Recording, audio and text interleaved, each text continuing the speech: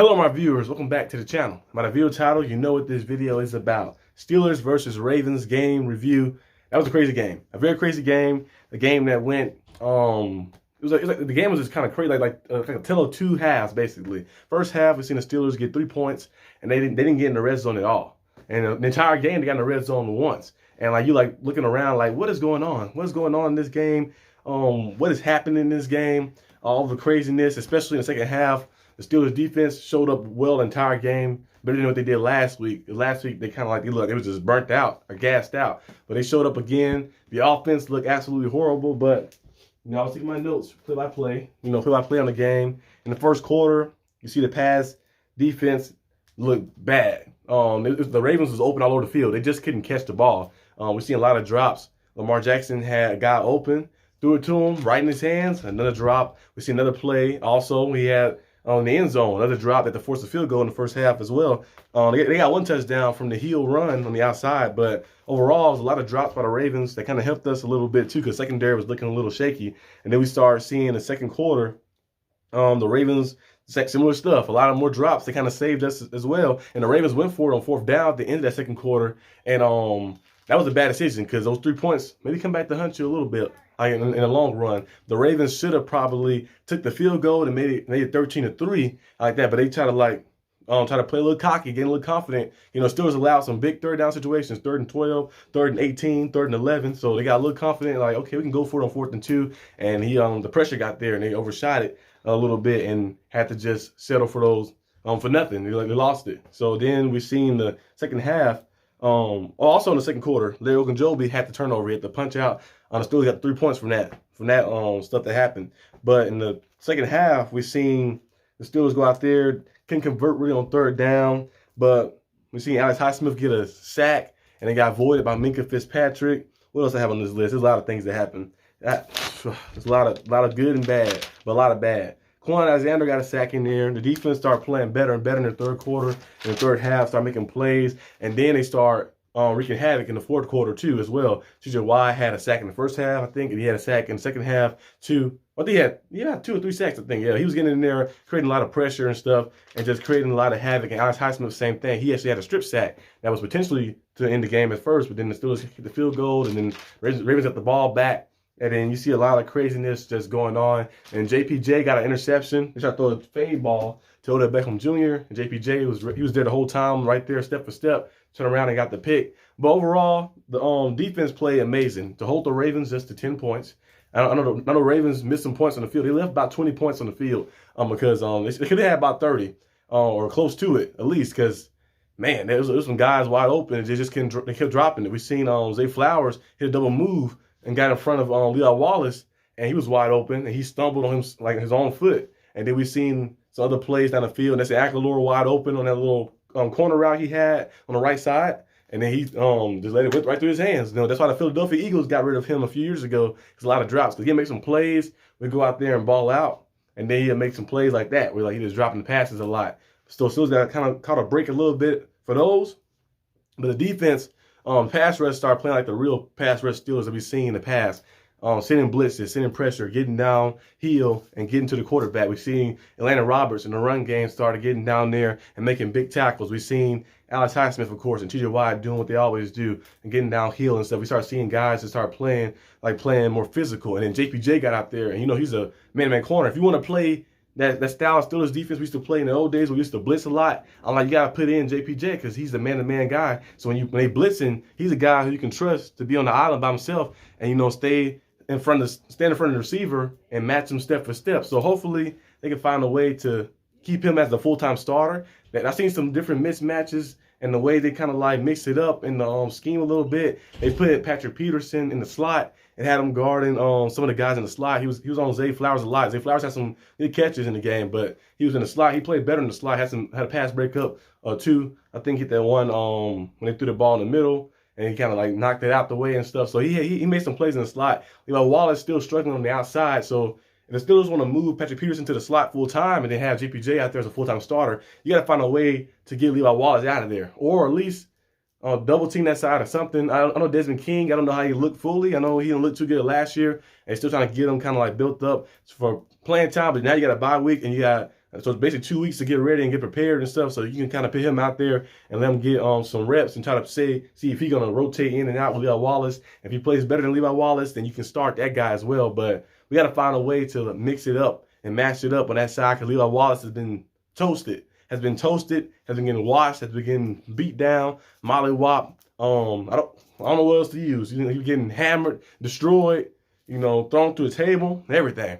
Levi Wallace has been playing absolutely terrible. He got cooked by, it was Brandon Ayuk the first game, got cooked by Mark Cooper, got cooked by Devontae Adams. Well, everybody got cooked by Devontae Adams anyway. Cooked by Devontae Adams, and he also got cooked by last week Nico Collins, and then this week some guys who got open on this couldn't make the passes and make the catch and stuff because Zay Flowers that would have been a touchdown for him. So he got cooked a few times in this game. It just dropped the pass. But T.J. Watt and Alex Highsmith and those guys play amazing football. The strip sack and the fumble recovery, those guys have been a nice tandem, and that's why you paid them the big bucks because they are some of the best in the league. And just seeing his defense is playing amazing football. And the offensive weapons we have, George Pickens is playing good. When you give him the ball, he had a big-time 130-plus yard game. He had another 120, 30-something yard game a few weeks ago against the Browns, too, as well. He's been the guy who's been, you look at his stats and numbers, he's been looking pretty good. Very good football. It's just they got to find a way to get the ball to him earlier in the games and find a way to use him. And we've seen Jaylen Warren go out there and make some plays, too. And Matt Canada still can't find a way to use Najee Harris. And, Najee Harris has had over 2,000-plus rushing yards and 20 total touchdowns, a lot of scrimmage yards over the past 2 years, his first 2 years as a player. And I'm on Matt Canada keep trying to use him in the scheme of running the ball from the gun instead of getting him downhill in big man formation, 12 personnel, maybe 22 personnel, and mix it up. Because if I was the offensive coordinator, I'm looking at I got power with Najee and strength and stuff with Najee and stuff. He can catch as well. And I got speed and quickness and explosiveness with Jaylen Warren. So I'm going to do 22 personnel, have two backs on side of me. Kind of the 49ers do it. You motion Warren out to the outside, and then you can kind of do like a play fake to Najee, throw the screen pass to Warren, had a line shift out. Broderick Jones been blocking very good and playing very good football too, and do mixing matches and make some plays like that and just get creative with it instead of doing the same run, pass, and running the ball from the shotgun formation with Najee Harris. That's not his play style. His play style is getting downhill. When we seen his success, it was some big man packages, him getting downhill and doing a pistol formation, under center. When Kenny Pickett giving them a full head of steam going down, straight downhill and stuff, and maybe getting a power stretch outside and stuff like that. So just doing all different type of plays to get him a head of steam and to run through some guys. But for some reason, Matt Canada can't see that. And Matt Canada most likely might be gone. I don't know if they're still going to do it, but it's like people been saying, most likely if you was hiring, you would not hire Matt Canada for another year or so. So most likely the way he's been playing, they're not gonna renew his contract. So if you're not gonna renew his contract anyway, you might as well just say, let's cut ties with him right now. We got 2 weeks to prepare for the next game against the Rams. So you might as well cut ties from him and either promote a guy up or bring another guy in. They get 2 weeks to prepare and just do some stuff with the offense. They have time to prepare for the offense. The next game is on October 22nd.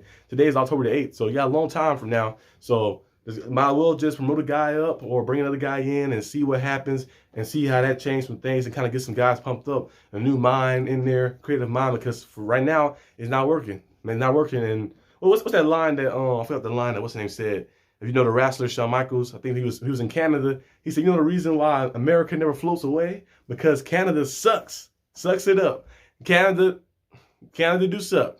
Not Canada state, the country, but Canada the offensive coordinator is horrible.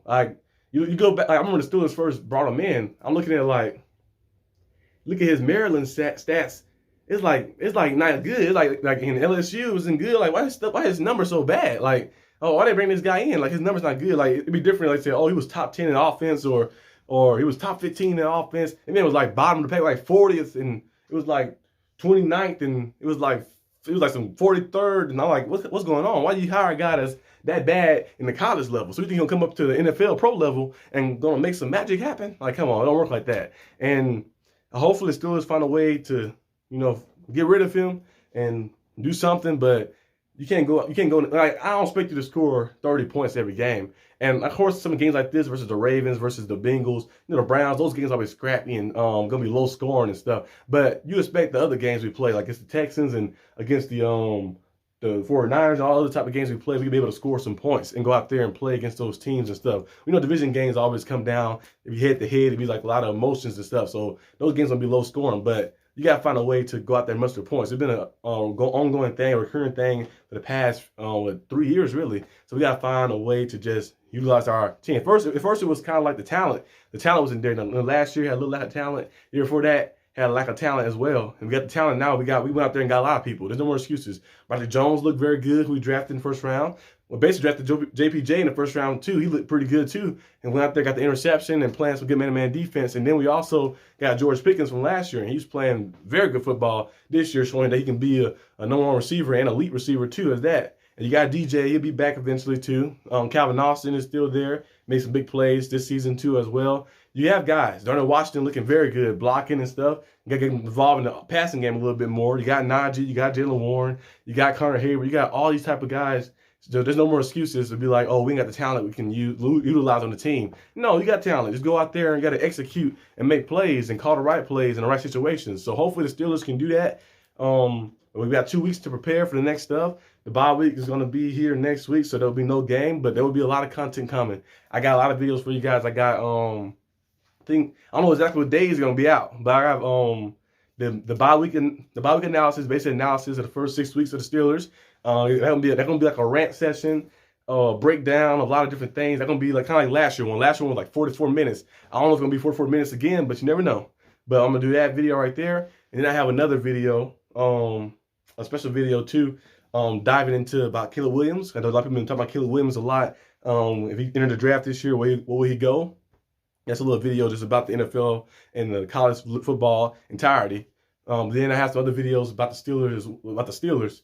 I'm gonna have the video, probably I was gonna do a special video because last year I did the draft thing for you guys, a little combine thing, my Steelers little combine video I did for you guys. But this year I'm gonna do something special. I was thinking of doing this. I probably will do this. I don't know exactly what day it's gonna come out on, but I'm gonna do TJ Watt workout and diet, like for the whole day. So I'm gonna do TJ Watt workout and diet for the entire day.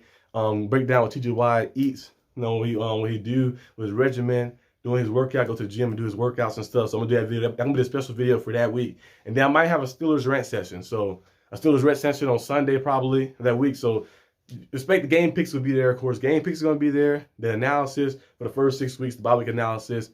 The Caleb Williams video, I want to discuss about Caleb Williams and some other college quarterbacks too. The kind of do an early thing.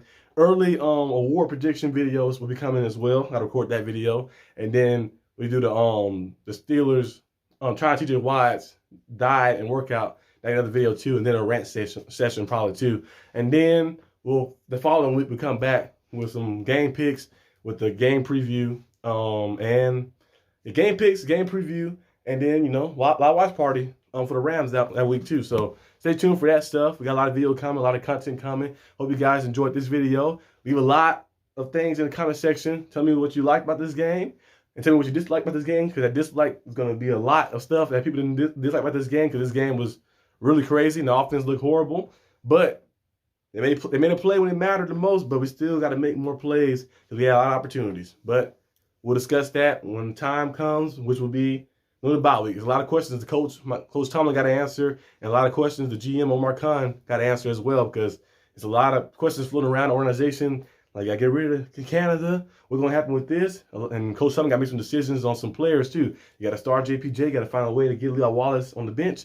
And you also got to find who's going to take his spot. And you got to maybe cut ties with Gunner. I know Gunner fumbled the ball, and people say not his fault because the teammate ran into him, but you're going to get hit anyway. So you got to hold that ball. Whether it's your teammate hitting you, whether somebody else hitting you, you're going to get hit anyway. So hold that ball. But this is all I got for the video today, guys. Hope you guys enjoyed this video.